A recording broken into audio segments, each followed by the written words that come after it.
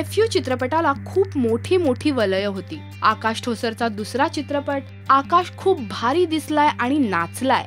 महेश मांजरेकरांचं हे dream project आहे. मराठीतला पहिला टीनेज म्युझिकल आहे. भारी बजेट, मस्त पॉलिश्ड प्रॉडक्ट, उच्च निर्मिती मूल्य ही अशी सगळी वलय घेऊन FU प्रेक्षकांच्या भेटीस येतोय.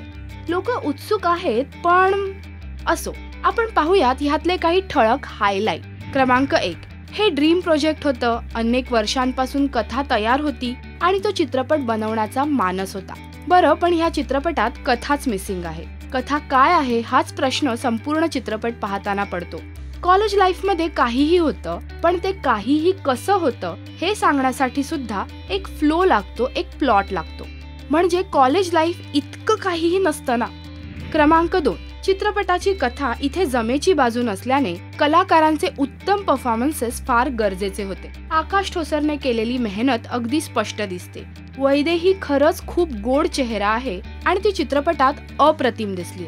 संस्कृतीचे बोल्ड फीचर्स अर्थात या चित्रपटाच्या वातावरणाला अगदी चांगला लुक देत आहेत. आणि हो, मयुरेश पेम हा चित्रपट बऱ्यापैकी सांभाळून घेतोय. अदरवाईज जिथे तिथे डबिंग आणि इतर टीनेज कलाकारांचे निरुत्साही अभिनय यामुळे काहीच तितकंसं जमून येत नाहीये. क्रमांक 3, म्युझिकल म्हणजे चित्रपटात जिथे तिथे गाणी पेरणे हा साधारण उथळ अर्थ इथे दिसून येतो. पूर्वीच्या चित्रपटांप्रमाणे अचानक गाणी येतात, त्यामुळे तो डेफिनेटली म्युझिकल वाटत नाही.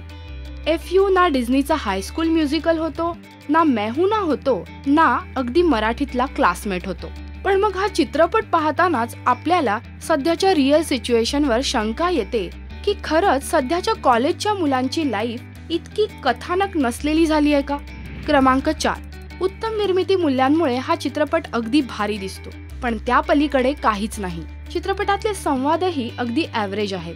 त्यातले पंचेसही फुटत नाहीत आणि ते थोडेफार विनोदी पंचेस किंवा डायलॉग चांगले बोललेही गेले नाहीये.